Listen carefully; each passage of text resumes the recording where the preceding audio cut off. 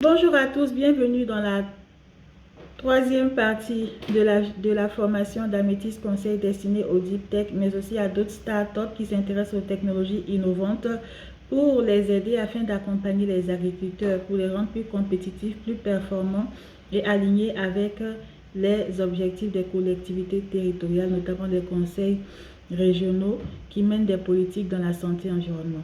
Je rappelle que je m'appelle Aïcha Thiero Yatabari, je suis médecin de formation formé en Afrique pour mon doctorat en médecine et en France en santé publique.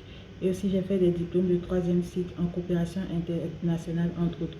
Donc aujourd'hui je me suis intéressée à la question de la collaboration possible entre les deep tech et les acteurs de la santé pour que cela soit profitable aux agriculteurs. Vous voyez un peu les connexions. Je vais vous dire le lien entre ces différents acteurs. Parce que vous savez que la filière de la santé, le système de soins produit beaucoup de déchets. Il n'y a pas que la filière de l'agriculture. Et ces déchets sont recyclables. Parmi ces déchets, il y a les déchets issus de l'activité de soins à risque infectieux. La plupart de ces déchets sont incinérés parce qu'il y a un risque infectieux.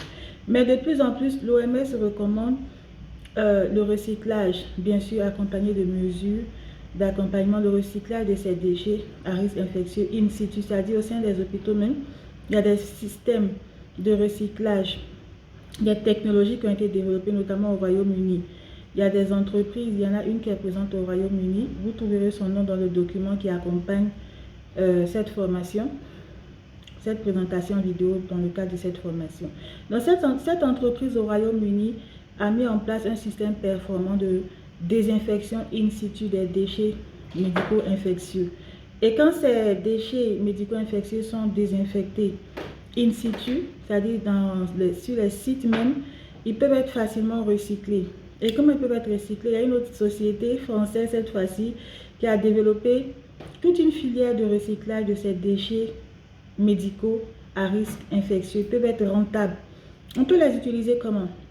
On peut les utiliser pour produire des tubes et des conduites avec une application électrique. On peut les utiliser pour produire des contenants en plastique parce que vous savez que la plupart de ces déchets médicaux à risque infectieux sont constitués de plastique. Donc on peut les utiliser aussi pour produire des emballages, et bien sûr après désinfection, pour produire des contenants, mais aussi pour produire des bancs, pour produire des meubles, des marques iconoclastes comme Roche-Beaubois et d'autres marques qui produisent des meubles de style futuriste, contemporain, avec des matériaux insolites comme le plastique. Donc on peut les recycler dans cette sphère-là aussi, dans cette filiale-là, pour produire tout cela. On peut les recycler aussi pour produire... Donc on peut les recycler dans la filiale textile. Ces déchets biomédicaux, notamment principalement constitués de plastique, issus de la filière de la santé, on peut les utiliser dans l'industrie textile. Donc vous voyez les nombreuses applications possibles des déchets issus du système de soins, de la filière de la santé, qui peuvent intéresser les agriculteurs ou les agro-industriels de domaine agroalimentaire, en appliquant bien sûr cette technologie développée par les deep tech pour valoriser ces déchets après une désinfection in situ.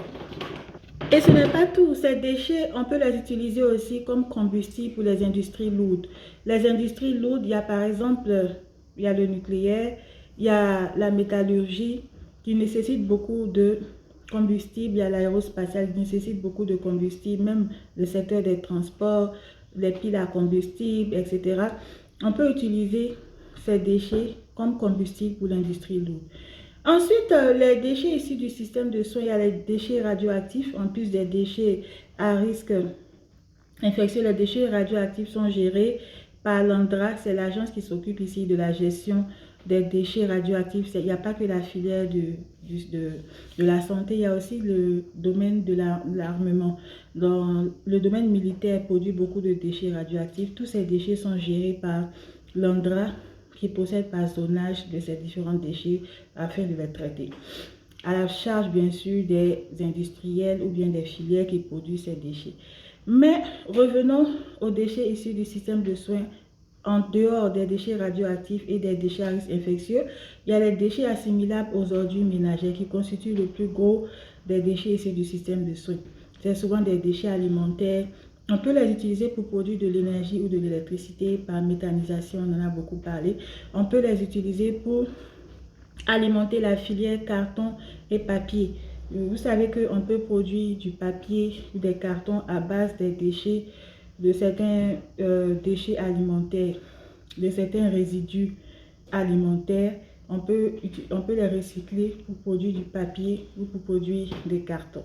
Donc voilà quelques applications possibles des déchets produits par la filière santé qui pourraient intéresser le secteur agricole si bien sûr on leur applique les technologies innovantes développées par les deep tech, par les clean tech, etc. et qui peuvent permettre une collaboration entre les acteurs du système de santé et ceux de l'agriculture grâce à ces technologies innovantes pour valoriser, pour renforcer, pour développer l'économie circulaire. Donc, j'en profite pour vous parler de mes essais, mes différents essais sur la question de la santé et environnement qui sont disponibles dans toutes les bonnes librairies dans le monde, en Europe, librairie Achad à Londres, librairie Erol ici en France à Paris, sur le site de la FNAC, dans le réseau de distribution de la FNAC, dans le réseau de distribution mondiale d'Amazon, même en Australie, vous pouvez trouver mes livres.